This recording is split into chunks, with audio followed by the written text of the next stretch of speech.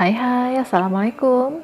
Ketemu lagi kita kali ini dengan topik baru untuk kelas 9 ya. Ini masih lanjutan dari yang kemarin, yaitu tentang future continuous tense.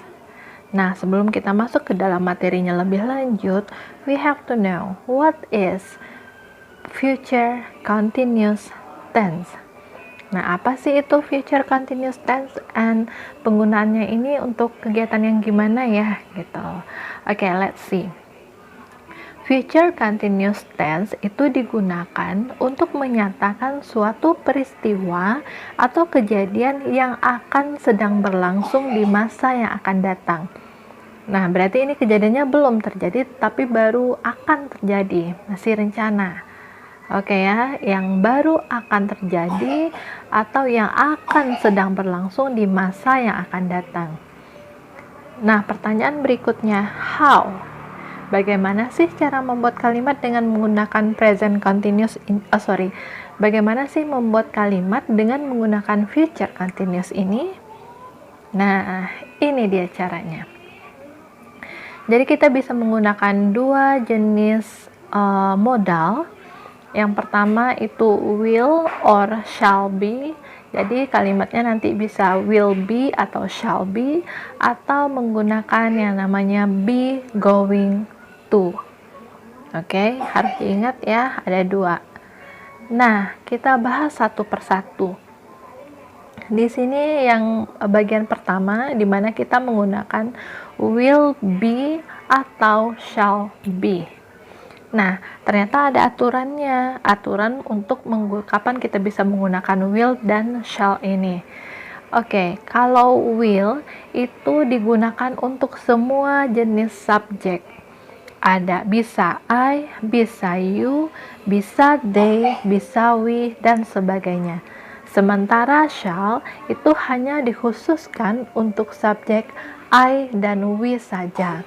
Namun umumnya shall be itu jarang atau tidak umum untuk digunakan, sehingga mayoritas itu lebih menggunakan yang namanya will be.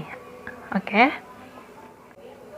dan sekarang kita langsung lihat nih formulanya seperti apa sih kalau kita menggunakan will be. Nah, ini dia. Ini formulanya untuk ketiga jenis kalimat, itu terdiri atas kalimat positif, positive sentence, negative sentence atau kalimat negatif, dan interrogative sentence atau kalimat tanya. Di sini bisa terlihat bahwa untuk kalimat positif, posisi awal kalimat selalu diisi oleh subjek, diikuti oleh will atau shall, diikuti lagi oleh be, ditambah dengan verb ing, ditambah dengan objek atau adverb. Adverb di sini kita menggunakan adverb of time, kata keterangan waktu. Untuk kalimat negatif seperti yang sudah-sudah, kita tinggal menambahkan atau menyelipkan kata not itu sesudah modal. Jadi urutannya subject plus will or shall plus not plus be plus verb ing plus object and plus adverb. Untuk interrogatif atau kalimat tanya, kita tarik modal ke depan diikuti oleh subjek sesudahnya. Jadi will or shall plus subject plus be plus verb ing plus object plus adverb dan pakai kata tanya. Oke. Sekarang kita lanjut ke be going to. Nah, kalau be going to rumusannya seperti apa ya? Oke, ini dia. Untuk kalimat positif hampir sama sebenarnya ya, subject plus to be, going to be plus verb one with ing plus object. Terus yang negatifnya subject plus to be tetap diselipkan not untuk menyatakan negatif, plus going to be plus verb one ing plus object. Interrogatif gitu juga, to be tarik ke depan diikuti oleh subject, diikuti oleh going to be plus verb one with ing plus object dan pakai tanda tanya. Dan Ananda bisa lihat bahwa di sini kita menggunakan adverb of time. Jadi ada keterangan waktunya.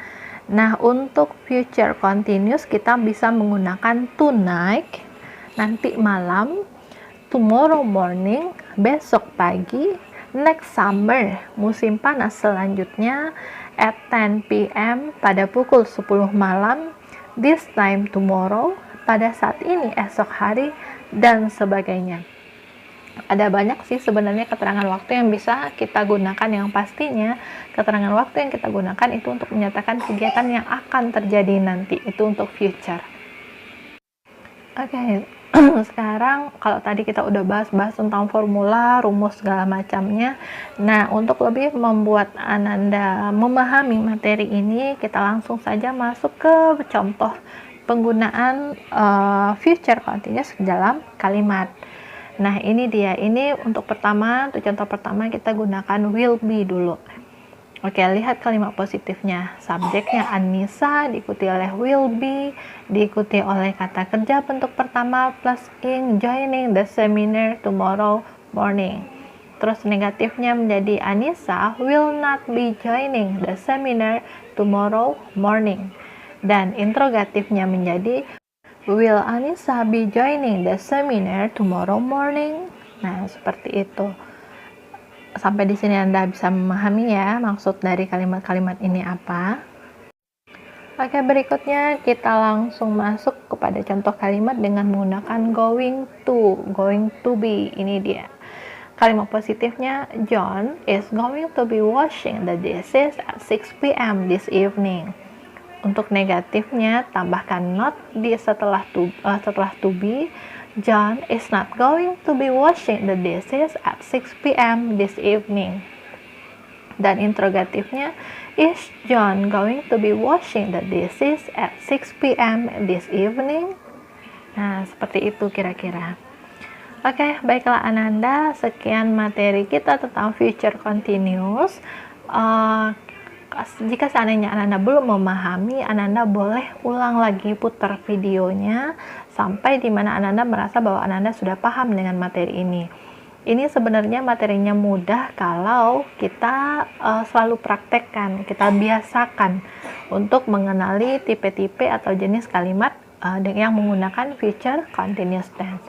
Oke, jangan lupa like, comment, and subscribe ya. Terima kasih.